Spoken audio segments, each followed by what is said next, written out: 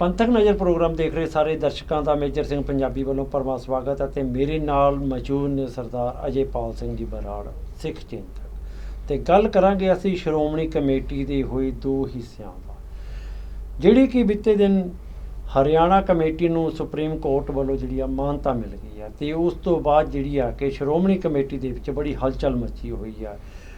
ਸਿਆਸੀ ਪਰਿਵਾਰ ਜਿਹੜਾ ਇਸ ਦਾ ਲਾਹਾ ਲੈਂਦਾ ਸੀ ਉਸ ਨੂੰ ਵੀ ਬਹੁਤ ਜ਼ਿਆਦਾ ਇਸ ਦੀ ਜਿਹੜੀ ਆ ਕਿ ਤਕਲੀਫ ਪਹੁੰਚ ਰਹੀ ਆ। ਉਹ ਵੀ ਬਹੁਤ ਇਸ ਨੂੰ ਕਹਿ ਰਹੇ ਨੇ ਕਿ ਇਸ ਜਿਹੜਾ ਕਿ ਘਾਣ ਹੋਇਆ ਬੜਾ ਵੱਡਾ ਸਿੱਖੀ 'ਤੇ ਹਮਲਾ ਦੱਸਿਆ ਜਾ ਰਿਹਾ। ਸੋ ਕੀ ਹਮਲਾ ਹੈ ਅਤੇ ਕੀ ਘਾਣ ਹੋਇਆ ਅਤੇ ਕੀ ਜੋ ਕੁਝ ਹੋਇਆ ਉਹ ਠੀਕ ਹੋਇਆ, ਉਹਦੇ ਸੰਬੰਧ ਵਿੱਚ ਅਸੀਂ ਗੱਲ ਕਰਾਂਗੇ ਸਰਦਾਰ ਅਜੇਪਾਲ ਸਿੰਘ ਬਰਾੜ ਜੀ ਨਾਲ। ਬਰਾੜ ਸਾਹਿਬ, ਸਟੂਡੀਓ ਵਿੱਚ ਪਹੁੰਚਣ 'ਤੇ ਆਪ ਜੀ ਨੂੰ ਜੀ ਆਇਆਂ ਆਖਦੇ ਹਾਂ ਅਤੇ ਫਤਿਹ ਅਰਜ਼ ਕਰਦੇ ਹਾਂ। ਵਾਹਿਗੁਰੂ ਜੀ ਕਾ ਖਾਲਸਾ, ਵਾਹਿਗੁਰੂ ਜੀ ਕਾ ਖਾਲਸਾ, ਵਾਹਿਗੁਰੂ ਜੀ ਕੀ ਫਤਿਹ। ਬਰਾੜ ਸਾਹਿਬ, ਬੜੀ ਚਰਚਾ ਚੱਲ ਰਹੀ ਆ ਔਰ ਬੜੀ ਜਿਹੜੀ ਆ ਕਿ ਹਫੜਾ ਦਫੜੀ ਮੱਚੀ ਹੋਈ ਹੈ ਜਿੱਦਣ ਦੀ ਸੁਪਰੀਮ ਕੋਰਟ ਵੱਲੋਂ ਜਿਹੜੀ ਆ ਕਿ ਹਰਿਆਣਾ ਗੁਰਦੁਆਰਾ ਪ੍ਰਬੰਧਕ ਕਮੇਟੀ ਨੂੰ ਮਾਨਤਾ ਮਿਲ ਗਈ ਹੈ। ਸੋ ਇਹ ਵੀ ਕਿਹਾ ਜਾ ਰਿਹਾ ਹੈ ਕਿ ਜਿਹੜੇ ਸਿਆਸੀ ਲਾਹਾ ਲੈਂਦੇ ਸੀਗੇ ਉਹ ਪਰਿਵਾਰ ਇਹ ਕਹਿ ਰਿਹਾ ਕਿ ਇਹ ਤਾਂ ਬਹੁਤ ਵੱਡਾ ਘਾਣ ਹੋ ਗਿਆ, ਇਹ ਤਾਂ ਬਹੁਤ ਵੱਡਾ ਸਿੱਖੀ ਦੇ ਉੱਪਰ ਹਮਲਾ ਹੋ ਗਿਆ। ਕੀ ਇਹ ਵਾਕਈ ਪੰਥ ਦੇ ਉੱਪਰ ਹਮਲਾ ਹੋ ਗਿਆ ਜਾਂ ਫਿਰ ਜਿਹੜੀ ਸੇਵਾ ਵੰਡੀ ਗਈ ਆ ਉਹਦਾ ਇੱਕ ਸਿੱਖਾਂ ਨੂੰ ਫਾਇਦਾ ਹੋਏਗਾ ਜਾਂ ਜਿਹੜੇ ਹਰਿਆਣੇ ਦੇ ਸਥਾਨਕ ਲੋਕ ਨੇ ਉਹਨਾਂ ਦਾ ਇੱਕ ਪ੍ਰਬੰਧ ਚਲਾਉਣ 'ਚ ਉਹਨਾਂ ਨੂੰ ਸੌਖਾ ਹੋ ਜਾਏਗਾ? ਹਾਂਜੀ, ਪਹਿਲੀ ਗੱਲ ਤਾਂ ਆਪਾਂ ਨੂੰ ਸਮਝਣਾ ਪਊ ਸ਼੍ਰੋਮਣੀ ਕਮੇਟੀ ਹੈ ਕੀ ਜੀ, ਹੈ ਨਾ। ਸ਼੍ਰੋਮਣੀ ਕਮੇਟੀ ਇੱਕ ਪ੍ਰਬੰਧਕ ਅਦਾਰਾ ਹੈ ਕਿ ਵੀ ਉੱਥੇ ਗੁਰਦੁਆਰਿਆਂ ਦੀ ਜਾਂ ਸਾਡੇ ਇਤਿਹਾਸਕ ਗੁਰਦੁਆਰਿਆਂ ਦੀ ਜਾਂ ਜਿਹੜੇ ਗੁਰਦੁਆਰੇ ਵੀ ਸ਼੍ਰੋਮਣੀ ਕਮੇਟੀ ਦੇ ਤਹਿਤ ਆਉਂਦੇ ਆ ਉਹਨਾਂ ਦਾ ਰੱਖ ਰਖਾਵ ਕਿਵੇਂ ਹੋਵੇ, ਉੱਥੇ ਪ੍ਰਬੰਧ ਕਿਵੇਂ ਹੋਵੇ, ਉਹਨੂੰ ਕਿਵੇਂ ਚਲਾਇਆ ਜਾਵੇ। ਮਤਲਬ ਜੇ ਉੱਥੇ ਜਿਵੇਂ ਉੱਥੇ ਜਿਹੜਾ ਸਟਰਕਚਰ ਆ ਉਹਨੂੰ ਕਿਵੇਂ ਮੇਨਟੇਨ ਕਰਨਾ ਹੈ, ਕਲੀ ਸਫਾਈ ਹੈ, ਉੱਥੇ ਗ੍ਰੰਥੀ ਸਿੰਘ ਕਿਹੜੇ ਲਗਾਉਣੇ ਆ, ਉੱਥੇ ਪ੍ਰਚਾਰ ਕਿਵੇਂ ਕਰਨਾ ਹੈ।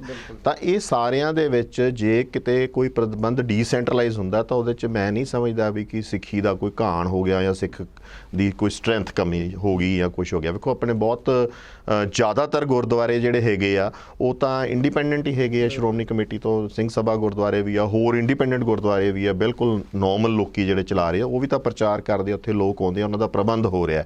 ਸੋ ਇਹ ਇੱਕ ਮਿੱਥ ਸਿਰਜ ਦੇਣੀ ਕਿ ਨਹੀਂ ਜੀ ਇਹ ਆਪਣਾ ਇਹਦੇ ਨਾਲ ਜੀ ਪੰਥ ਨੂੰ ਕੋਈ ਨੁਕਸਾਨ ਹੋ ਜਾਊਗਾ ਜਾਂ ਉਹ ਬਿਲਕੁਲ ਗਲਤ ਆ। ਠੀਕ ਹੈ, ਇੱਕ ਅਲੱਗ ਬੋਡੀ ਆ, ਇੱਕ ਭਾਰਤ ਦਾ ਇੱਕ ਸੂਬਾ ਹੈ, ਇੱਕ ਵੱਖਰਾ ਸੂਬਾ ਹੈ, ਉੱਥੇ ਵੱਖਰਾ ਪ੍ਰਬੰਧ ਹੋ ਜਾਏ ਤਾਂ ਕੋਈ ਹੈ ਨਹੀਂ। ਦੂਸਰੀ ਗੱਲ, ਜਿਹੜੇ ਲੋਕ ਇਹ ਸਿਰਜ ਰਹੇ ਆ ਮਿੱਥ ਜਾਂ ਜਿਹੜੇ ਲੋਕ ਇਹ ਬੋਲ ਰਹੇ ਆ, ਤੁਸੀਂ ਉਹਨਾਂ ਦੀ ਇੰਟੈਂਸ਼ਨ ਵੇਖੋ। ਕੀ ਉਹਨਾਂ ਨੇ ਆਪਦੇ ਭਰਾਵਾਂ ਨੂੰ ਨਾਲ ਰੱਖਣ ਵਾਸਤੇ ਸਹੀ ਕਦਮ ਕਦੀ ਚੱਕੇ? ਕਦੀ ਉਹਨਾਂ ਦੀ ਸੁਣੀਆਂ ਗੱਲਾਂ ਜਾਂ ਜਿਹੜਾ ਉਹਨਾਂ ਦਾ ਰੈਵਨਿਊ ਉੱਥੋਂ ਆ ਰਿਹਾ ਸੀ ਜਾਂ ਜੋ ਕੁਛ ਹੋ ਰਿਹਾ ਸੀ, ਕੀ ਉੱਥੇ ਸਿੱਖੀ ਦੇ ਪ੍ਰਚਾਰ ਵਾਸਤੇ ਜਾਂ ਉੱਥੋਂ ਉਹਦੇ ਗੁਰਦੁਆਰਿਆਂ ਤੋਂ ਲਗਾਇਆ?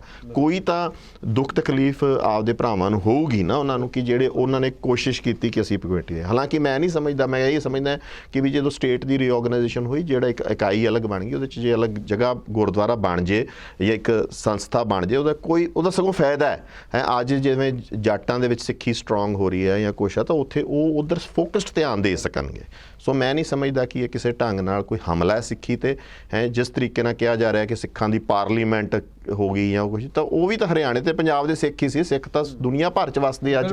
ਕੀ ਉਹਨਾਂ ਦਾ ਹਿੱਸੇਦਾਰੀ ਹੈ ਨਹੀਂ ਗੀ ਕੋਈ ਧਰਮ ਦੇ ਵਿੱਚ? ਕੀ ਉਹਨਾਂ ਦੀ ਆਵਾਜ਼ ਨਹੀਂ ਸੁਣਨੀ ਚਾਹੀਦੀ? ਦਰਬਾਰ ਸਾਹਿਬ ਕਿਵੇਂ ਮੇਨਟੇਨ ਹੋਣਾ ਹੈ ਜਾਂ ਕੇਸਗੜ੍ਹ ਸਾਹਿਬ ਕਿਵੇਂ ਮੇਨਟੇਨ ਹੋਣਾ ਹੈ ਜਾਂ ਉੱਥੋਂ ਕੀ ਆਈਡੀਓਲੋਜੀ ਹੋਣੀ ਹੈ? ਸੋ ਇਹ ਗਲਤ ਗੱਲ ਹੈ, ਕਿਉਂਕਿ ਕਮੇਟੀਆਂ ਤਾਂ ਪਹਿਲਾਂ ਵੀ ਬਣੀਆਂ। ਦਿੱਲੀ ਗੁਰਦੁਆਰਾ ਪ੍ਰਬੰਧਕ ਕਮੇਟੀ ਵੀ ਹੈਗੀ ਹੈ, ਉਸ ਤੋਂ ਇਲਾਵਾ ਜਿਹੜੀ ਆ ਕਿ ਨੰਦੇੜ ਸਾਹਿਬ ਗੁਰਦੁਆਰਾ ਜਿਹੜਾ ਉੱਥੇ ਵੀ ਬੋਰਡ ਬਣਿਆ ਹੋਇਆ, ਪਟਨਾ ਸਾਹਿਬ ਦੇ ਵਿੱਚ ਵੀ ਬਣਿਆ ਹੋਇਆ। ਸੋ ਅਲੱਗ-ਅਲੱਗ ਸਾਰੀਆਂ ਨੇ, ਬੜੀ ਜਗ੍ਹਾ ਹੈ ਜੀ। ਵੇਖੋ ਤੁਸੀਂ ਆਪਣੇ ਚੰਡੀਗੜ੍ਹ ਦੇ ਵਿੱਚ ਇੱਕ ਗੁਰਦੁਆਰਾ ਸਾਹਿਬ ਹੀ ਹੈ ਨਾ ਜਿਹੜਾ SGP ਕਹਿੰਦੇ ਕਿ ਬਾਕੀ ਜਗ੍ਹਾ ਤੋਂ ਸਿੱਖੀ ਦਾ ਪ੍ਰਚਾਰ ਨਹੀਂ ਹੁੰਦਾ। ਆਪਾਂ ਬਾਕੀ ਬੜੇ ਚੰਗੇ ਇੱਥੇ ਕੰਮ ਹੋ ਰਹੇ ਆ, ਬਹੁਤ ਅੱਛੇ ਤਰੀਕੇ ਨਾਲ ਲੋਕਾਂ ਨੂੰ ਜੋੜਿਆ ਜਾ ਰਿਹਾ। ਅਤੇ ਇਹ ਤਾਂ ਬਿਲਕੁਲ ਗਲਤ ਇੱਕ ਧਾਰਨਾ ਹੈ ਕਿ ਵੀ ਗੁਰੂ ਘਰ ਸਾਰੇ ਇੱਕੋ ਪ੍ਰਬੰਧ ਥੱਲੇ ਹੋਣੇ ਚਾਹੀਦੇ ਆ ਜਾਂ ਕੱਲ੍ਹ ਨੂੰ ਆ ਤਾਂ ਆਪਾਂ ਐਕਸਟੈਂਡ ਕਰਦੇ ਜਾਵਾਂਗੇ ਇਸ ਗੱਲ ਨੂੰ। ਇਹ ਨਹੀਂ ਹੋਏਗਾ। ਅੱਛਾ, ਇਸ ਦੇ ਵਿੱਚ ਅਸੀਂ ਇਹ ਵੀ ਗੱਲ ਦੇਖਣ ਨੂੰ ਸਾਹਮਣੇ ਆਉਂਦੀ ਹੈ ਕਿ ਹੁਣ ਚਲੋ ਸ਼੍ਰੋਮਣੀ ਗੁਰਦੁਆਰਾ ਪ੍ਰਬੰਧਕ ਕਮੇਟੀ ਦਾ ਜਿਹੜਾ ਕਿ ਦਾਇਰਾ ਬਹੁਤ ਛੋਟਾ ਹੋ ਗਿਆ, ਸਿਰਫ ਪੰਜਾਬ ਦੇ ਗੁਰਦੁਆਰੇ ਨੇ। ਉਸ ਤੋਂ ਇਲਾਵਾ ਜੇ ਅਸੀਂ ਗੱਲ ਕਰੀਏ ਚੰਡੀਗੜ੍ਹ ਦਾ ਇੱਕ ਗੁਰਦੁਆਰਾ, ਤਾਂ ਹਿਮਾਚਲ ਤੋਂ ਇੱਕ ਗੁਰਦੁਆਰਾ ਆਏਗਾ।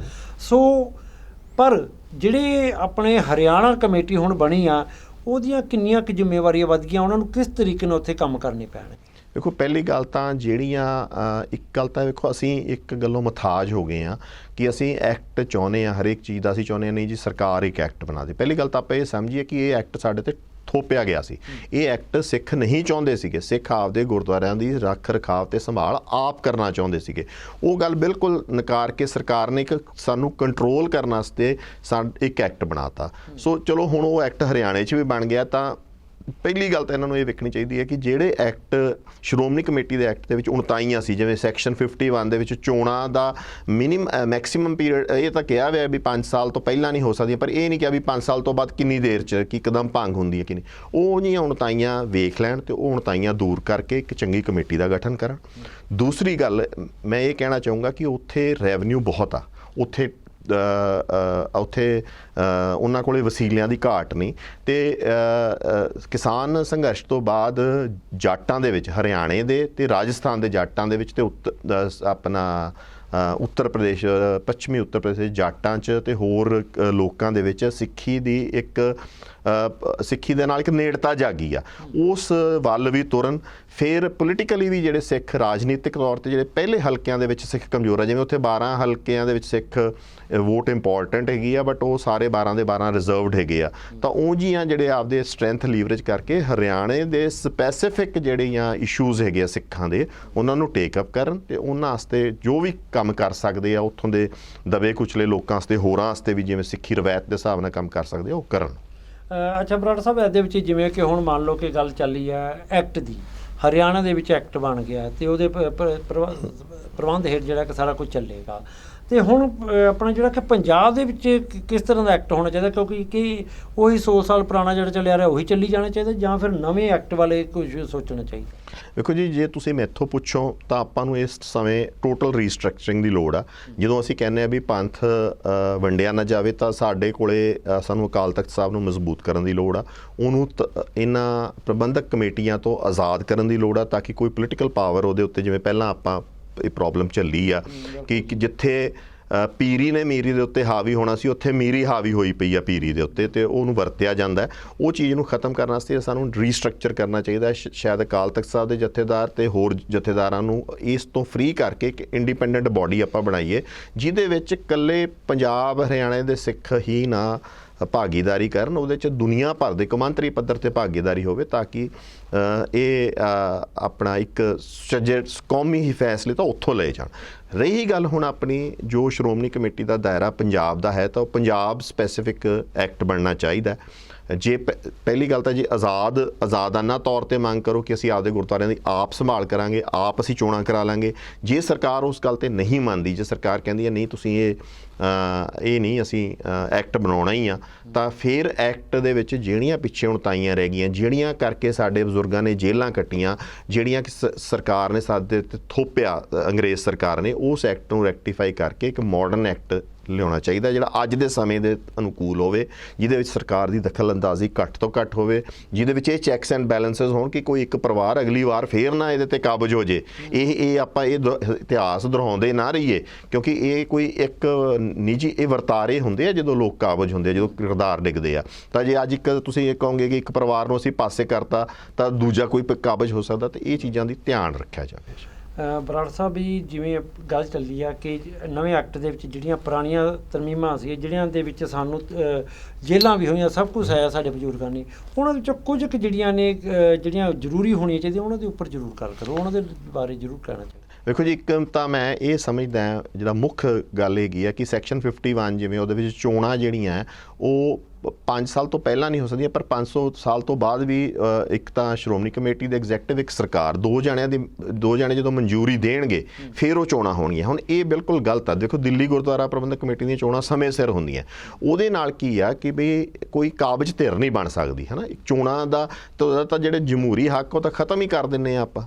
ਦੂਜੀ ਗੱਲ ਜਿਹੜੀ ਮੈਂ ਸਭ ਤੋਂ ਵੱਧ ਇਹ ਸਮਝਦਾ ਕਿ ਸਾਨੂੰ ਜਿੱਥੇ ਕੁਛ ਮੈਂਬਰ ਸਾਹਿਬ ਸਾਡੇ ਚੁਣ ਕੇ ਆਉਣੇ ਚਾਹੀਦੇ ਆ, ਉਹਦੇ ਨਾਲ ਸਾਡੇ ਕੋਲ ਕੋਆਪਸ਼ਨ ਜਿਹੜੀ ਆ ਨਾ, ਉਹਦੀ ਮਾਤਰਾ ਵੀ ਵਧਾਉਣ ਦੀ ਲੋੜ ਆ, ਤਾਂ ਕਿ ਜਿਹੜੇ ਕੋਈ ਰਿਟਾਇਰਡ ਲੋਕ ਜਿਹੜੇ ਕੋਈ ਐਮੀਨੈਂਟ ਲੋਕ ਆ ਤੁਹਾਡੇ, ਜਿਨ੍ਹਾਂ ਨੇ ਕੋਈ ਲਿਟਰੇਚਰ ਦੇ ਵਿੱਚ, ਜਿਨ੍ਹਾਂ ਨੇ ਕੋਈ ਆਰਕੀਟੈਕਚਰ ਦੇ ਵਿੱਚ, ਕੋਈ ਫੌਜ ਦੇ ਵਿੱਚ ਚੰਗੇ ਕੰਮ ਕੀਤੇ ਆ ਹੈ ਜਾਂ ਵੱਡੇ ਅਹੁਦਿਆਂ ਤੇ ਰਹੇ ਆ ਜਾਂ ਕਿਸੇ, ਉਹਨਾਂ ਨੂੰ ਵੀ ਲਾਇਆ ਜਾ ਸਕਦਾ। ਤੇ ਵੇਖੋ ਦਰਬਾਰ ਸਾਹਿਬ, ਕੇਸਗੜ੍ਹ ਸਾਹਿਬ ਤੇ ਤਲਵੰਡੀ ਸਾਬੋ ਹੈ ਨਾ, ਇਹ ਕੁਛ ਗੁਰਦੁਆਰੇ ਜਾਂ ਹੋਰ ਕੁਛ ਇਤਿਹਾਸਿਕ ਗੁਰਦੁਆਰੇ ਜਿਹੜੇ ਆ ਉਹ ਇਕੱਲੇ ਪੰਜਾਬ ਦੇ ਲੋਕਾਂ ਦੇ ਨਹੀਂਗੇ। ਉਹਨਾਂ ਦੇ ਰੱਖ ਰਖਾਅ ਵਾਸਤੇ ਕੌਮਾਂਤਰੀ ਪੱਧਰ ਤੋਂ ਜਿਹੜੇ ਮੈਂਬਰਸ ਕੋਆਪਟ ਕਰਨੇ ਆ, ਚਾਹੇ ਭਾਰਤ 'ਚੋਂ ਕਰਨੇ ਆ, ਚਾਹੇ ਵਿਦੇਸ਼ਾਂ 'ਚੋਂ, ਹੁਣ ਆਪਣੀ ਗਿਣਤੀ ਬਹੁਤ ਆ, ਉੱਥੋਂ ਮੈਂਬਰਸ਼ਿਪ ਲਈ ਜਾਵੇ ਤਾਂ ਉਹ ਕੋਆਪਟਡ ਮੈਂਬਰਸ ਦੀ ਗਿਣਤੀ ਥੋੜ੍ਹੀ ਜਿਹੀ ਵਧਾਈ ਜਾਵੇ ਤੇ ਉਹਨਾਂ ਦਾ ਰੋਲ ਵਧਾਇਆ ਜਾਵੇ। ਸੋ ਇਹ ਕੁਛ ਹੈਗੀਆਂ ਤਰਮੀਮਾਂ ਜਿਹੜੀਆਂ ਮੈਨੂੰ ਐਟ ਟਾਈਮ ਯਾਦ ਆ ਰਹੀਆਂ। ਬਾਕੀ ਆਪਾਂ ਐਕਟ ਦੇ ਉੱਤੇ ਇਹ ਡੈਲੀਬਰੇਸ਼ਨਸ ਹੋ ਸਕਦੀਆਂ, ਲੋਕਾਂ ਨੂੰ ਜਿਹੜੇ ਕਾਨੂੰਨ ਦੇ ਲੋਕ ਹੈਗੇ, ਕਾਨੂੰਨ ਦੇ ਮਾਹਰ ਆ, ਉਹਨਾਂ ਨੂੰ, ਜਿਹੜੇ ਲੋਕਾਂ ਨੇ SGPC ਚਲਾਈ ਆ ਉਹ ਮਾਹਰ, ਜਿਹੜੇ ਕੋਈ ਆਰਥਿਕ ਮਸਲਿਆਂ ਦੇ ਮਾਹਰ ਆ, ਉਹ ਦੱਸਣ ਕਿ ਕਿਵੇਂ ਆਰਥਿਕਤਾ ਨੂੰ ਉਹਦੇ ਵਿੱਚ ਬਿਹਤਰ ਕੀਤਾ ਜਾ ਸਕਦਾ, ਕਿ ਸਾਡਾ ਜ਼ਿਆਦਾ ਕੰਮ ਸੇਵਾ ਨਾਲ ਹੋਵੇ, ਨਾ ਕਿ ਸਾਡਾ ਕੰਮ ਕਿਰਾਏ 'ਤੇ ਜਿਹੜੇ ਜਾਂ ਅਸੀਂ ਇੰਪਲੋਈਜ਼ ਰੱਖਦੇ ਉਹਨਾਂ ਰਾਹੀਂ ਹੋਵੇ। ਸੋ ਇਹ ਤਰਮੀਮਾਂ ਲਿਆਂਦੀਆਂ ਜਾ ਸਕਦੀਆਂ। ਬਰਾੜ ਸਾਹਿਬ, ਜੇ ਇੱਥੇ ਦੇਖਿਆ ਜਾਵੇ ਕਿ ਜੇ ਅਸੀਂ ਗੱਲ ਕਰੀਏ ਉਸ ਪਰਿਵਾਰ ਦੀ ਜਿਹੜਾ ਸੱਤਾ ਦੇ ਵਿੱਚ ਕਾਬਜ਼ ਰਹਿੰਦੇ ਹੋਏ, ਜਿਹੜਾ ਕਿ ਸ਼੍ਰੋਮਣੀ ਕਮੇਟੀ ਨੂੰ ਵੀ ਆਪਣੇ ਹੇਠ ਚਲਾਉਂਦਾ ਰਿਹਾ, ਆਪਣੇ ਤਰੀਕੇ ਨਾਲ ਉਹਨੇ ਸਾਰਾ ਕੁਝ ਸੈਟਲ ਕਰ ਲਿਆ, ਕਿਉਂਕਿ ਉਹ ਖੁਦਗਰਜ਼ੀ ਦੀ ਭਾਵਨਾ ਜਿਹੜੀ ਉਹਨਾਂ 'ਚ ਬਹੁਤ ਜ਼ਿਆਦਾ ਜਾਗੀ ਹੋਈ, ਸਭ ਨੂੰ ਸਾਰੇ ਸਮਝਦੇ ਨੇ। ਅਤੇ ਜਦੋਂ ਉਹਨਾਂ 'ਤੇ ਕੋਈ ਵਿਪਤਾ ਪੈਂਦੀ ਹੈ, ਜਦੋਂ ਉਹਨਾਂ ਨੂੰ ਇਹ ਲੱਗਦਾ ਕਿ ਵੀ ਉਹਨਾਂ ਦਾ ਗ੍ਰਾਫ ਦਿਨੋਂ ਦਿਨ ਗਿਰਦਾ ਜਾ ਰਿਹਾ, ਅਤੇ ਉਹ ਪੰਥ ਖਤਰੇ ਵਿੱਚ ਕਿਉਂ ਕਰਨਾ ਸ਼ੁਰੂ ਕਰ ਦਿੰਦੇ ਆ? ਕਿਉਂਕਿ ਜੇ ਚਾਹੇ ਪ੍ਰਕਾਸ਼ ਸਿੰਘ ਬਾਦਲ ਹੋਣ ਜਾਂ ਹੁਣ ਅਸੀਂ ਸੁਖਬੀਰ ਸਿੰਘ ਬਾਦਲ ਦੀ ਗੱਲ ਕਰੀਏ, ਹੁਣ ਬੰਦੀ ਸਿੰਘਾਂ ਦੀ ਰਿਹਾਈ ਮੋਰਚੇ ਦੀ ਗੱਲ ਕਰਦੇ ਆ, ਚਲੋ ਇੱਕ ਬਹੁਤ ਵਧੀਆ ਉੱਦਮ ਹੈ ਕਿ ਦੇਰ ਆਏ ਦਰੁਸਤ ਹੈ ਵੀ ਉਹ ਜਾਗੇ ਨੇ, ਪਰ ਜ਼ਿਆਦਾਤਰ ਜਿਹੜੇ ਬੰਦੀ ਸਿੰਘ ਨੇ ਉਹ ਉਹਨਾਂ ਦੇ ਸਮੇਂ ਦੇ ਹੀ ਬਣੇ ਹੋਏ ਨੇ, ਕਿਉਂਕਿ ਜਦੋਂ ਕੋਈ ਉਹਨਾਂ ਦੇ ਪਰੋਲ ਵੀ ਲੈਣੀ ਹੁੰਦੀ ਸੀ ਤਾਂ ਅਕਸਰ ਇਹ ਗੱਲ ਸਾਹਮਣੇ ਆਉਂਦੀ ਸੀ ਕਿ ਜੀ ਉੱਪਰੋਂ ਇਹ ਲਿਖ ਕੇ ਆ ਗਿਆ ਜੀ ਇੱਥੇ ਇਹਨਾਂ ਦੇ ਬਾਹਰ ਆਉਣ ਨਾਲ ਖਤਰਾ ਹੈ। ਅਤੇ ਕੀ ਹੁਣ ਉਹ ਖਤਰਾ ਨਹੀਂ ਹੋਇਆ? ਕੀ ਹੁਣ ਇਹ ਵਾਕਈ ਦਿਲੋਂ ਲੱਗੇ ਹੋਏ ਨੂੰ ਉਹਨਾਂ ਦੀ ਰਿਹਾਈ ਵਾਸਤੇ, ਜਾਂ ਫਿਰ ਇਹ ਵੀ ਇੱਕ ਸਿਰਫ ਆਪਣਾ ਜਿਹੜਾ ਪੰਥ ਖਤਰਾ ਕਹਿ ਕੇ, ਪੰਥ ਨੂੰ ਖਤਰਾ ਕਹਿ ਕੇ ਆਪਣੇ ਆਪ ਨੂੰ ਬਚਾਉਣ ਦੀ ਕੋਸ਼ਿਸ਼ ਕਰ ਰਹੇ? ਵੇਖੋ ਜੀ, ਪਹਿਲੀ ਗੱਲ ਤਾਂ ਜੋ ਉਹਨਾਂ ਨੇ ਅਕਾਲੀ ਦਲ ਦੇ ਕੌਂਸਟੀਟਿਊਸ਼ਨ ਤਰਮੀਮ ਕਰ ਲਈ ਹੈ ਕਿ ਇਹ ਸੈਕੂਲਰ ਪਾਰਟੀ ਹੈ, ਇਹ ਹੁਣ ਪੰਥਕ ਪਾਰਟੀ ਨਹੀਂ, ਤਾਂ ਇਸ ਪਰਿਵਾਰ ਦਾ ਜਾਂ ਇਹਨਾਂ ਦਾ ਪੰਥਕ ਮਸਲਿਆਂ ਦੇ ਪਹਿਰੇਦਾਰ ਦਾ ਢੋਂਗ ਰਚਨਾ, ਜਿਹਨੂੰ ਮੈਂ ਕਹੂੰਗਾ, ਉਹ ਅਖਲਾਕੀ ਹੱਕ ਹੀ ਹੈ ਨਹੀਂਗਾ। ਉਹਨਾਂ ਨੂੰ ਇਹ ਗੱਲ ਕਰਨ ਦਾ ਇਖਤਿਆਰ ਹੀ ਕਿਹਨੇ ਦਿੱਤਾ? ਦੂਜੀ ਗੱਲ, ਉਹ ਵੇਖੋ ਰਲ ਗੱਡ ਕਰਦੇ ਆ, ਉਹ ਸ਼੍ਰੋਮਣੀ ਕਮੇਟੀ ਨੂੰ ਅੱਗੇ ਕਰਦੇ ਆ ਕਿ ਵੀ ਬੰਦੀ ਸਿੰਘਾਂ ਦੀ ਰਿਹਾਈ ਵਾਸਤੇ ਹੋਵੇ। ਉਹ ਪੋਲੀਟੀਕਲ ਮਸਲਾ, ਜੇ ਤੁਸੀਂ ਪੋਲੀਟੀਕਲ ਮਸਲੇ ਨੂੰ ਲੜਨਾ ਚਾਹੁੰਦੇ ਤਾਂ ਤੁਸੀਂ ਅਕਾਲੀ ਦਲ ਕਿਉਂ ਨਹੀਂ ਅੱਗੇ ਕਰਦੇ? ਕਿਉਂਕਿ ਉੱਥੇ ਤੁਸੀਂ ਹਿੰਦੂ ਵੋਟ ਨੂੰ ਅਟਰੈਕਟ ਕਰਨਾ, ਹੋਰ ਉਹਨਾਂ ਵੋਟਾਂ ਨੂੰ ਅਟਰੈਕਟ ਕਰਨਾ ਜਿਹੜੇ ਕਿ ਇਹ ਸ਼ੋਅ ਕਰਨਾ ਕਿ ਨਹੀਂ ਅਸੀਂ ਤਾਂ ਬੰਦੀ ਸਿੰਘਾਂ ਤੋਂ ਦੂਰ ਆ। ਸੋ ਇਹ ਜਿਹੜੀ ਦੋਗਲੀ ਨੀਤੀ ਹੈ ਨਾ, ਇਹ ਦੋਗਲੀ ਨੀਤੀਆਂ ਹੁਣ ਚੱਲਦੀਆਂ ਨਹੀਂ। ਤੁਹਾਨੂੰ, ਮੈਨੂੰ, ਲੋਕਾਂ ਨੂੰ, ਆਪਾਂ ਨੂੰ ਤਾਂ ਸ਼ਾਇਦ ਘੱਟ ਸਮਝ ਆਉਂਦੀ ਹੋਵੇ, ਵੋਟਰ ਨੂੰ ਜ਼ਿਆਦਾ ਸਮਝ ਆਉਂਦੀ ਹੈ ਦੀ ਦੋਗਲੀ ਨੀਤੀਆਂ ਦੀ। ਤੇ ਜਿਹੜੀ ਹੁਣ ਜਨਰੇਸ਼ਨ ਆ ਗਈ ਆ, ਉਹ ਦੋਗਲੀ ਨੀਤੀ ਕਿਸੇ ਚੀਜ਼ 'ਚ ਨਹੀਂ ਚੱਲਣ ਦੂ। ਜੋ ਤੁਹਾਡਾ ਸਟੈਂਡ ਆ, ਜੋ ਤੁਸੀਂ ਚਾਹੁੰਦੇ ਹੋ, ਜੋ ਤੁਸੀਂ ਕਰਨਾ ਚਾਹੁੰਦੇ ਹੋ, ਖੁੱਲ੍ਹ ਕੇ ਆਓ। ਆਹ ਕੰਮ ਨਾ ਕਰੋ ਕਿ ਵੀ ਜਦੋਂ ਤਾਂ ਰਾਜ 'ਚ ਹੈ ਨਹੀਂ ਉਦੋਂ ਪੰਥ ਖਤਰੇ 'ਚ ਕਰ ਦਿਓ, ਜਦੋਂ ਪੰਥ ਰਾਜ 'ਚ ਆ ਗਏ ਤਾਂ ਉਸੇ ਪੰਥ ਨੂੰ ਕੁੱਟੋ ਫੜ ਕੇ। ਤੇ ਇਹ ਨਹੀਂ ਚੱਲਣਾ। ਤੇ ਮੇਰਾ ਖਿਆਲ ਇਹ ਨੰਗੇ ਹੋ ਚੁੱਕੇ ਆ ਜੀ। ਠੀਕ ਆ, ਨਾਰੇ ਤਾਂ ਉਹ ਕਈ ਸਾਲ ਦਿੰਦੇ ਰਹਿਣਗੇ, ਸਾਡੀਆਂ ਤੁਹਾਡੀਆਂ ਸਾਰਿਆਂ ਦੀਆਂ ਇਮੋਸ਼ਨਸ ਜੁੜੀਆਂ ਹੀ ਹੁੰਦੀਆਂ। ਵੇਖੋ, ਪੰਥ ਨਾਲ ਕਿਤੇ ਨਾ ਕਿਤੇ ਜਦੋਂ ਇਹ ਜੀ ਗੱਲ ਆਉਂਦੀ ਹੈ, ਸਾਡੀਆਂ ਭਾਵਨਾਵਾਂ ਦੇ ਉੱਤੇ ਲੱਗਦਾ ਹੈ ਨਾ। ਆਪਾਂ ਵੀ ਬੰਦੀ ਸਿੰਘਾਂ ਦੇ ਸੁਹਿਰਦ, ਆਪਾਂ ਵੀ ਕਹਿੰਦੇ ਚੱਲ ਯਾਰ ਛੁੱਟ ਜਾਣ, ਇਹ ਮਾੜੇ ਬੰਦੇ ਛਡਾ ਦੇਣ, ਉਹ ਤਾਂ ਵਿਚਾਰੇ ਬਾਹਰ ਆਉਣ ਨਾ। ਇਹ ਗੱਲਾਂ ਤੁਹਾਡੇ ਇੱਕ ਆਮ ਸਿੱਖ ਜਿਹੜਾ ਹੈਗਾ ਉਹ ਸਮਝਦਾ, ਪਰ ਇਹ ਉਹਨੂੰ ਐਕਸਪਲੋਇਟ ਕਰਦੇ ਆ। ਪਰ ਇਹ ਜ਼ਿਆਦਾ ਦੇਰ ਚੱਲਣੀ ਨਹੀਂ ਜੀ ਐਕਸਪਲੋਇਟੇਸ਼ਨ। ਇਹ ਹੌਲੀ ਹੌਲੀ ਨੰਗੇ ਹੋਣੇ, ਨਾ ਹੀ ਇਹਨਾਂ ਦੇ ਕੁਛ ਕੀਤੇ ਜੋ ਇਹ ਡਰਾਮੇਬਾਜ਼ੀਆਂ ਕਰ ਰਹੇ, ਇਹਦੇ ਨਾਲ ਨਹੀਂ ਬੰਦੀ ਸਿੰਘ ਛੁੱਟਣੇ। ਇੱਕ ਸੁਹਿਰਦ ਸੰਘਰਸ਼ ਕਰਨਾ ਪਊਗਾ ਇਹਦੇ ਵਾਸਤੇ। ਤੇ ਇਸ ਦੇ ਨਾਲ ਬਰਾੜ ਸਾਹਿਬ ਜੀ, ਆਪਾਂ ਇੱਕ ਨਿਗਾਹ ਮਾਰਨੀ ਹੈ ਦੁਬਾਰਾ ਉਸੇ ਮੁੱਦੇ 'ਤੇ ਆ ਰਹੇ ਹਾਂ। ਸ਼੍ਰੋਮਣੀ ਕਮੇਟੀ ਜਿਹੜੀ ਕਿ ਸਾਰਾ ਕੁਝ ਸਾਂਭ ਸੰਭਾਲ ਕਰਦੀ ਸੀਗੀ, ਪੰਜਾਬ ਵੀ, ਹਰਿਆਣਾ ਵੀ ਅਤੇ ਹਿਮਾਚਲ ਦੇ ਵਿੱਚ ਵੀ ਕਰ ਰਹੀ, ਚੰਡੀਗੜ੍ਹ 'ਚ ਵੀ ਕਰ ਰਹੀ ਸੀ, ਪਰ ਉਹਦਾ ਜਿਹੜਾ ਲੱਕ ਟੁੱਟਿਆ, ਜਿਹੜਾ ਉਹਨੂੰ ਇਹ ਧੱਕਾ ਲੱਗਾ, ਕਿਉਂ ਲੱਗਾ? ਕਿਉਂ ਸ਼੍ਰੋਮਣੀ ਕਮੇਟੀ ਨੂੰ ਅਜਿਹੀਆਂ ਜਿਹੜੀਆਂ ਸਾਹਮਣਾ ਕਰਨਾ ਪੈ ਰਿਹਾ ਮੁਸ਼ਕਲਾਂ ਦਾ? ਕਿਉਂਕਿ ਉਹ ਤਾਂ ਪੂਰਾ ਰਾਜ ਕਰਦੀ ਸੀ, ਹਰ ਗੁਰਦੁਆਰੇ ਦੇ ਵਿੱਚੋਂ ਚੰਗਾ ਪੈਸਾ ਆਉਂਦਾ ਸੀ, ਚੰਗਾ ਕੰਮ ਹੁੰਦਾ ਸੀ। ਅਤੇ ਕੀ ਕਾਰਨ ਹੈ ਕਿ ਅਜਿਹੀ ਮਾਰ ਪਈ ਆ? ਦੇਖੋ ਜੀ, ਇਹ ਜਦੋਂ ਆਪਾਂ ਕਹਿੰਦੇ ਹਾਂ ਰਾਜ ਕਰਦੇ ਸੀ ਜਾਂ ਉਹਦੇ 'ਤੇ ਕਾਬਜ਼ ਸੀ, ਇਹੀ ਇੱਕ ਜਿਹੜਾ ਕਾਰਨ ਸੀ ਜਿਹੜੀ ਉਹਨਾਂ ਦੀ ਮਾਰ ਪੈਣ ਦਾ ਸੀ। ਹੁਣ ਮੈਨੂੰ ਇਹ ਗੱਲ ਦੱਸੋ ਵੀ ਇੱਥੋਂ ਵੈਲਥ ਡਰੇਨ ਕਰਕੇ ਹੈ ਨਾ, ਉੱਥੇ ਮੀਰੀ ਪੀਰੀ ਟਰਸਟ ਬਣਾ ਲਿਆ, ਪਰਿਵਾਰ ਕਾਬਜ਼ ਹੋ ਗਿਆ, ਇੱਕੋ ਬੰਦਾ ਕਾਬਜ਼ ਹੋ ਗਿਆ, ਤਾਂ ਕੀ ਉੱਥੋਂ ਦੇ ਜਿਹੜੀ ਸੰਗਤ ਆ ਉਹਨੂੰ ਇਹ ਮਾੜਾ ਨਹੀਂ ਲੱਗੂਗਾ? ਠੀਕ ਹੈ, ਤੁਹਾਡੀ ਮੇਰੀ ਕਾਲਨੀ 'ਚ ਗੁਰਦੁਆਰਾ ਹੋਵੇ, ਠੀਕ ਹੈ ਨਾ। ਅਸੀਂ ਉਸ ਗੁਰਦੁਆਰੇ ਦੀ ਸਾਂਭ ਸੰਭਾਲ ਨਾ ਕਰ ਸਕਦੇ, ਸਾਡੇ ਘਰ ਅਸੀਂ ਉਹਨੂੰ ਬਣਾਇਆ, ਪਰ ਅਸੀਂ ਆਪਦੇ ਬੱਚਿਆਂ ਨੂੰ ਉੱਥੇ ਉਹ ਚੀਜ਼ਾਂ ਨਾ ਸਿਖਾ ਸਕਦੇ ਹੋਈਏ ਜਿਹੜੀਆਂ, ਤੇ ਉੱਥੋਂ ਉਹ ਪੈਸਾ ਕੱਢ ਕੇ ਕਿਸੇ ਦੇ ਪਰਸਨਲ ਯੂਜ਼ ਵਾਸਤੇ ਵਰਤਿਆ ਜਾਂਦਾ ਪਿਆ ਹੋਵੇ, ਤਾਂ ਸਿੱਖ ਹੋਣ ਦੇ ਨਾਤੇ ਤੁਸੀਂ ਬੋਲੋਗੇ, ਠੀਕ ਹੈ। ਸੋ ਇਹਦਾ ਜਿਹੜਾ ਕਾਰਨ ਆ, ਇਹ ਜਿਹੜਾ ਮੁੱਢਲਾ ਕਾਰਨ ਆ ਇਹ ਕਮੇਟੀ ਅੱਡ ਹੋਣ ਦਾ, ਉਹ ਕੋਈ ਭਾਰਤ ਸਰਕਾਰ ਨਹੀਂ, ਕੋਈ ਸੁਪਰੀਮ ਕੋਰਟ ਨਹੀਂ, ਕੋਈ ਹਰਿਆਣੇ ਦੇ ਸਿੱਖ ਨਹੀਂ। ਇਹ ਉਹ ਬੰਦੇ ਆ ਜਿਹੜੇ ਪਰਿਵਾਰ ਕਾਬਜ ਆ, ਤੇ ਉਹਨੇ ਵਿਤਕਰਾ ਕੀਤਾ ਉਹਨਾਂ ਲੋਕਾਂ ਨਾਲ, ਉਹਨਾਂ ਨੂੰ ਬਣਦੀ ਉਹਨਾਂ ਦੀ ਆਰਥਿਕ ਮਦਦ ਜਾਂ ਉਹਨਾਂ ਨੂੰ ਬਣਦਾ ਆਦਰ ਮਾਣ ਇੱਧਰ ਨਹੀਂ ਮਿਲਿਆ, ਤੇ ਉਹਨਾਂ ਨੇ ਆਪਦਾ ਵੱਖਰਾ ਬਣਾਇਆ। ਜੇ ਉਦੋਂ ਹੀ ਉਹ ਬੈਠ ਕੇ, ਜਦੋਂ ਰਾਜ 'ਚ ਸੀ ਉਦੋਂ ਬੈਠ ਕੇ ਉਹ ਪ੍ਰੋਪਰ ਤਰੀਕੇ ਨਾਲ ਕਹਿੰਦੇ ਵੀ ਇੱਧਰ ਵਾਲਿਆਂ ਨੂੰ ਆਹ ਕੁਛ ਮਿਲੂਗਾ, ਇੱਕ ਸਬ ਐਕਟ ਅਸੀਂ ਬਣਾਤਾ ਹੈ, ਉਹਦੇ ਵਿੱਚ ਹਰਿਆਣੇ ਦਾ ਪੈਸਾ ਹਰਿਆਣੇ 'ਚ ਹੀ ਲੱਗੂਗਾ, ਉਹਨਾਂ ਸਿੱਖਾਂ ਵਾਸਤੇ ਅਸੀਂ ਹੋਰ ਮਦਦ ਇੱਥੋਂ ਭੇਜਦੇ ਹਾਂ, ਫੇਰ ਗੱਲ ਬਣਦੀ ਸੀ। ਉੱਥੋਂ ਤੁਸੀਂ ਟਰਸਟ ਵੀ ਖੋਲੇ, ਉਹਨਾਂ ਦੀਆਂ ਜ਼ਮੀਨਾਂ ਤੇ ਆਪਦੇ ਬੰਦੇ ਕਾਬਜ ਕਰਾਤੇ, ਉੱਥੋਂ ਪੈਸਾ ਲਿਆ ਕੇ ਤੁਹਾਡੀਆਂ ਕਾਰਾਂ 'ਚ ਤੇਲ ਪੈ ਗਏ, ਤੇ ਫੇਰ ਤਾਂ ਭਾਈ ਕੋਈ ਵੀ ਅੱਡ ਹੋਊਗਾ, ਕਿਸੇ ਪਰਿਵਾਰ ਵੀ ਨਹੀਂ ਚੱਲਦੇ ਆਏ, ਇਹ ਤਾਂ ਸੰਸਥਾਵਾਂ ਹੈ ਜੀ। ਬਿਲਕੁਲ। ਤੇ ਇੱਕ ਗੱਲ ਜੇ ਦੇਖੀਏ ਕਿ ਬੜੀ ਸਾਹਮਣੇ ਆਉਂਦੀ ਹੈ ਕਿ ਜਦੋਂ ਵੀ ਚੋਣਾਂ ਹੁੰਦੀਆਂ ਨੇ ਜਾਂ ਕੋਈ ਅਕਾਲ ਤਖਤ ਸਾਹਿਬ ਦੇ ਜਥੇਦਾਰ ਸਾਹਿਬ ਨੂੰ ਥਾਪਿਆ ਜਾਣਾ ਹੁੰਦਾ ਵੀ ਉੱਥੇ ਉਹਨਾਂ ਨੂੰ ਸੇਵਾ ਸੰਭਾਲ ਦੇਣੀ ਹੁੰਦੀ ਹੈ, ਤਾਂ ਇੱਕ ਗੱਲ ਸਾਹਮਣੇ ਆਉਂਦੀ ਹੈ ਕਿ ਇਹ ਲਿਫਾਫਾ ਦੇ ਵਿੱਚੋਂ ਨਿਕਲਿਆ, ਕਿ ਉਹ ਲਿਫਾਫਾ ਸੱਭਿਆਚਾਰ ਹੁਣ ਬੰਦ ਹੋਏ। ਵੇਖੋ ਫਿਰ ਉਹੀ ਗੱਲ 'ਤੇ ਮੈਂ ਦੁਬਾਰਾ ਆਉਣਾ ਕਿ ਅਕਾਲ ਤਖਤ ਸਾਹਿਬ ਤੇ ਹੋਰ ਤਖਤਾਂ ਨੂੰ ਆਪਾਂ ਨੂੰ ਸਟਰੋਂਗ ਕਰਨਾ ਪਊਗਾ। ਉਹਨਾਂ ਨੂੰ ਜਿਹੜੀ ਉਹਨਾਂ ਦਾ ਇੱਕ ਫੰਡ ਬਣਾਇਆ ਜਾਵੇ, ਕੰਸੋਰਸ਼ੀਅਮ ਫੰਡ ਬਣਾਇਆ ਜਾਵੇ, ਜਿੱਥੋਂ ਉਹਨਾਂ ਨੂੰ ਮਿਲਦਾ ਹੋਵੇ ਤਨਖਾਹਾਂ ਕਹਿ ਲਓ, ਜਾਂ ਉਹਨਾਂ ਦਾ ਖਰਚਾ ਕਹਿ ਲਓ। ਮੈਂ ਤਨਖਾਹ ਸ਼ਬਦ ਵੀ ਨਹੀਂ ਵਰਤਣਾ ਚਾਹੁੰਦਾ ਉਹਦੇ ਵਾਸਤੇ, ਜਥੇਦਾਰ ਸਾਹਿਬ ਵਾਸਤੇ। ਉਹਨਾਂ ਨੂੰ ਜੋ ਵੀ ਭੇਟਾ ਆਪਾਂ ਦੇਣੀ ਚਾਹੁੰਦੀ ਕੌਮ, ਜੋ ਉਹਨਾਂ ਦੇ ਖਰਚੇ ਪਾਣੀ ਵਾਸਤੇ ਦੇਣਾ ਚਾਹੀਦੇ, ਉੱਥੋਂ ਮਿਲਦਾ ਹੋਵੇ, ਤੇ ਉਹ ਕਿਸੇ ਇੱਕ ਕਮੇਟੀ ਜਾਂ ਕਿਸੇ ਇੱਕ ਅਦਾਰੇ ਦੇ ਮੁਤਾਜ ਨਾ ਹੋਣ। ਇਹ ਨਹੀਂ ਕਿ ਵੀ ਸ਼੍ਰੋਮਣੀ ਕਮੇਟੀ ਨੂੰ ਬਿੱਲ ਭੇਜ ਰਹੇ ਆ ਪੈਟਰੋਲ ਦੇ, ਫਿਰ ਉਹ ਪੈਟਰੋਲ ਦੇ ਬਿੱਲ ਕਲੀਅਰ ਹੋ ਰਹੇ ਆ, ਉਹਨਾਂ ਨੂੰ ਨੋਟਿਸ ਆ ਰਹੇ ਆ, ਮਤਲਬ ਇਹ ਜਿਹੀਆਂ ਹਰਕਤਾਂ ਆਪਣੀ ਹੋ ਰਹੀਆਂ। ਆਪਾਂ ਕਿੱਥੋਂ ਐਕਸਪੈਕਟ ਕਰ ਸਕਦੇ ਹਾਂ ਕਿ ਉਹ ਤਕੜੇ ਹੋਣ, ਦਫ਼ਤਰ ਚੰਗੇ ਹੋਣ। ਇਹ ਨਹੀਂ ਕਿ ਕਾਰਜਕਾਰੀ ਲੱਗੇ ਹੋਏ ਆ ਇੰਨੇ ਸਾਲਾਂ ਤੋਂ। ਤਾਂ ਉਹਦਾ ਇੱਕ ਅੱਡ ਸੈਕਟਰੀਏਟ ਬਣੇ, ਇੱਕ ਅੱਡ ਸਿਸਟਮ ਬਣੇ, ਜਿਹਦੇ ਵਿੱਚ ਹਰ ਜਗ੍ਹਾ ਤੋਂ ਕੰਟਰੀਬਿਊਸ਼ਨ ਮੰਗੀ ਜਾਵੇ। ਜੇ ਤੁਹਾਡੀ ਮੇਰੀ ਕਾਲੋਨੀ ਦੇ ਗੁਰਦੁਆਰੇ 'ਚ 100 ਰੁਪਈਆ ਦੇਣ ਦੀ ਸਮਰੱਥਾ, ਉਹ 100 ਰੁਪਇਆ ਭੇਜੇ ਅਕਾਲ ਤਖਤ ਨੂੰ, ਸਮਰਪਿਤ ਹੋਵੇ ਉਹਨੂੰ। ਤੇ ਜੇ ਕਿਸੇ ਗੁਰਦੁਆਰੇ ਦੀ 50,000 ਭੇਜਣ ਦੀ ਸਮਰੱਥਾ, 50,000, ਬਾਕੀ ਜਿਹੜਾ ਘਟਦਾ ਫੰਡ ਆ ਉਹ SGPC 'ਚੋਂ ਜਾਂ ਹਰਿਆਣਾ ਕਮੇਟੀ 'ਚੋਂ ਲੈ ਕੇ ਉਸ ਦਫ਼ਤਰ ਨੂੰ ਪ੍ਰੋਪਰ ਤਰੀਕੇ ਨਾਲ ਚਲਾਇਆ ਜਾਵੇ, ਤੇ ਉਹ ਸਭ ਦਾ ਰਿਪਰੈਜ਼ੈਂਟੇਟਿਵ ਹੋਵੇ। ਜਦੋਂ ਸਾਰਿਆਂ ਦਾ ਰਿਪਰੈਜ਼ੈਂਟੇਟਿਵ ਹੋਊਗਾ ਜੀ, ਤੇ ਕਿੱਥੋਂ ਲਿਫਾਫੇ 'ਚੋਂ ਨਿਕਲ ਆਊਗਾ। ਤਾਂ ਮੈਂ ਇਹੀ ਕਹਿੰਦਾ ਕਿ ਸਾਨੂੰ ਇਸ ਟਾਈਮ ਸਟਰਕਚਰ ਅੱਡ ਕਰਨ ਦੀ ਲੋੜ ਆ। ਨਾਲੇ ਇਸ ਟਾਈਮ ਟੈਕਨੋਲੋਜੀ ਅਵੇਲੇਬਲ ਆ। ਤੁਸੀਂ ਸਰਬਤ ਖਾਲਸੇ ਵਰਗਾ ਇਕੱਠ ਜਾਂ ਸਰਬਤ ਖਾਲਸੇ ਵਰਗਾ ਰੈਫਰੈਂਡਮ ਜਿਹੜਾ ਜਾਂ ਕਿਸੇ ਮਸਲੇ ਤੇ ਥਾਟ ਦੇ ਉੱਤੇ ਵਿਚਾਰ ਲੈਣੇ ਹੋਣ ਸੰਗਤ ਦੇ, ਤਾਂ ਤੁਸੀਂ ਅੱਜ ਦੀ ਡੇਟ IT ਸੈਕਟਰ ਅਵੇਲੇਬਲ ਆ, ਉਹਦੇ ਤੇ ਲੈ ਸਕਦੇ। ਬਿਲਕੁਲ।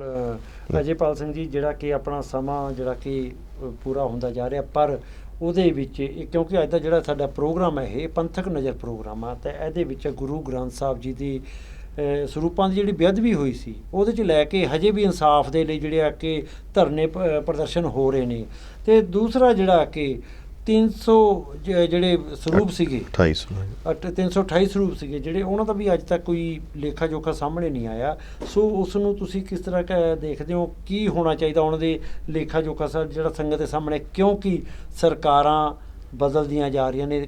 ਘੱਟੋ ਘੱਟ ਵੀ ਜੇ ਅਸੀਂ ਗੱਲ ਕਰੀਏ, ਅਕਾਲੀ ਦਲ ਬਾਦਲ ਤੋਂ ਬਾਅਦ ਕਾਂਗਰਸ ਸਰਕਾਰ ਰਹੀ, ਕੈਪਟਨ ਸਰਕਾਰ ਰਹੀ, ਚੰਨੀ ਸਰਕਾਰ ਰਹੀ, ਅਤੇ ਉਸ ਤੋਂ ਬਾਅਦ ਜਿਹੜੀ ਕਿ ਹੁਣ ਭਗਵੰਤ ਮਾਨ ਦੀ ਸਰਕਾਰ ਵੀ ਆ, ਆਮ ਆਦਮੀ ਪਾਰਟੀ ਦੀ ਸਰਕਾਰ ਵੀ ਹੈ। ਕਿ ਸੋ ਇਹ ਗੱਲ ਤੇ ਆਪਾਂ ਜ਼ਰੂਰ ਕਰਨੀ ਆ, ਕਿਉਂਕਿ ਪਰ ਸਮੇਂ ਦੀ ਨਜ਼ਾਕਤ ਨੂੰ ਦੇਖਿਆ ਇਸ ਗੱਲ ਨੂੰ ਅਸੀਂ ਗਾਗਰ ਦੇ ਵਿੱਚ ਸਾਗਰ ਵਾਲਾ ਰੂਪ ਨਾ ਕਰ। ਦੇਖੋ ਜੀ, ਮੈਂ ਤਾਂ ਇਹ ਕਹਿਣਾ ਕਿ ਵੀ ਸਰਕਾਰਾਂ ਤੋਂ ਸਾਨੂੰ ਬੇਅਦਬੀ ਦਾ ਜਾਂ ਗੁਰੂ ਮਹਾਰਾਜ ਦੀ ਬੇਅਦਬੀ ਦਾ ਇਨਸਾਫ ਨਹੀਂ ਮਿਲਣਾ ਇਹਨਾਂ ਕਾਨੂੰਨਾਂ ਤਹਿਤ।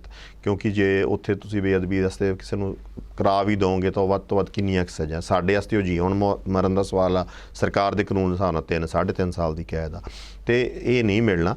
ਪਰ ਜਿਹੜੀ ਸਜ਼ਾ ਅਸੀਂ ਦੇ ਸਕਦੇ ਹਾਂ ਕਿ ਜਿਹੜੇ ਲੋਕਾਂ ਨੇ ਇਹਨੂੰ ਆਪਦੇ ਰਾਜਨੀਤਿਕ ਮੁਫਾਦ ਵਾਸਤੇ ਵਰਤਿਆ, ਅਸੀਂ ਉਹਨਾਂ ਨੂੰ ਰਾਜਨੀਤਿਕ ਤੌਰ 'ਤੇ ਨਕਾਰ ਦਈਏ। ਜਦੋਂ ਅਸੀਂ ਉਹ ਨਕਾਰਾਂਗੇ ਵਾਰੀ-ਵਾਰੀ, ਤਾਂ ਫਿਰ ਅਗਾਂਹ ਵਾਲੇ ਆਉਣ ਵਾਲੇ ਸਮੇਂ ਵਾਸਤੇ ਲੈਸਨ ਹੋਊਗਾ ਕਿ ਇਹਨੂੰ ਰਾਜਨੀਤਿਕ ਮੁਫਾਦਾਂ ਵਾਸਤੇ ਬੇਅਦਬੀ ਵਰਗੇ ਇਸ਼ੂਜ਼ ਨੂੰ ਨਾ ਵਰਤਿਆ ਜਾਵੇ। ਨਿਰੋਲ ਧਾਰਮਿਕ ਗੱਲ ਆ, ਇਹਨੂੰ ਸਜ਼ਾ ਮਿਲਣੀ ਚਾਹੀਦੀ ਆ, ਤੇ ਰਾਜਨੀਤਿਕ ਲੋਕਾਂ ਨੂੰ ਰਾਜਨੀਤਿਕ ਸਜ਼ਾ ਦਿਓ। ਜਿਹੜੇ ਹੋਰ ਲੋਕ ਉਹਦੇ ਨਾਲ ਐਸੋਸੀਏਟਡ ਉਹਨਾਂ ਨੂੰ ਉਸ ਤਰੀਕੇ ਨਾਲ ਸਮਾਜਿਕ ਬਾਈਕਾਟ ਕਰਕੇ ਸਜ਼ਾ ਦਿਓ। ਤੇ ਇਹੀ ਇਹਦਾ ਇੱਕ ਰਸਤਾ ਹੈ। ਮੈਂ ਇਹ ਸਮਝਦਾ ਕਿ ਇਹਦੇ ਵਾਸਤੇ ਲਾਮਬੰਦੀ ਕਰੋ। ਜਿਹੜੀ ਧਿਰ ਨੇ ਇਹ ਬੇਅਦਬੀ ਐਸੀਆਂ ਨੀਤੀਆਂ ਤੇ ਉੱਤੇ ਚੱਲੇ ਜਿਹਦੇ ਕਰਕੇ ਬੇਅਦਬੀ ਹੋਈ, ਉਹਨਾਂ ਨੂੰ ਤੁਸੀਂ ਤਾਕਤ 'ਚੋਂ ਕੱਢਿਆ, ਹੁਣ ਉਹਨਾਂ ਨੂੰ ਸ਼੍ਰੋਮਣੀ ਕਮੇਟੀ 'ਚੋਂ ਵੀ ਕੱਢੋ। ਬਹੁਤ ਬਹੁਤ ਧੰਨਵਾਦ ਅਜੇਪਾਲ ਸਿੰਘ ਬਰਾੜ ਜੀ ਕਿ ਤੁਸੀਂ ਆਪਣਾ ਕੀਮਤੀ ਸਮਾਂ ਦੇ ਕੇ ਅੱਜ ਦੇ ਪੰਥਕ ਨਜ਼ਰ ਪ੍ਰੋਗਰਾਮ ਦੇ ਵਿੱਚ ਆਪਣੇ ਵਿਚਾਰ ਜਿਹੜੇ ਸਾਡੇ ਨਾਲ ਸਾਂਝੇ ਕੀਤੇ ਅਤੇ ਪੰਥਕ ਨਜ਼ਰ ਪ੍ਰੋਗਰਾਮ ਦੇ ਦੇਖ ਰਹੇ ਸਾਰੇ ਦਰਸ਼ਕਾਂ ਤੋਂ ਮੈਂ ਮੇਜਰ ਸਿੰਘ ਪੰਜਾਬੀ ਇਜਾਜ਼ਤ ਚਾਹਾਂਗਾ ਅਤੇ ਫਤਿਹ ਅਰਜ਼ ਕਰਾਂਗਾ। ਵਾਹਿਗੁਰੂ ਜੀ ਕਾ ਖਾਲਸਾ, ਵਾਹਿਗੁਰੂ ਜੀ ਕੀ ਫਤਿਹ।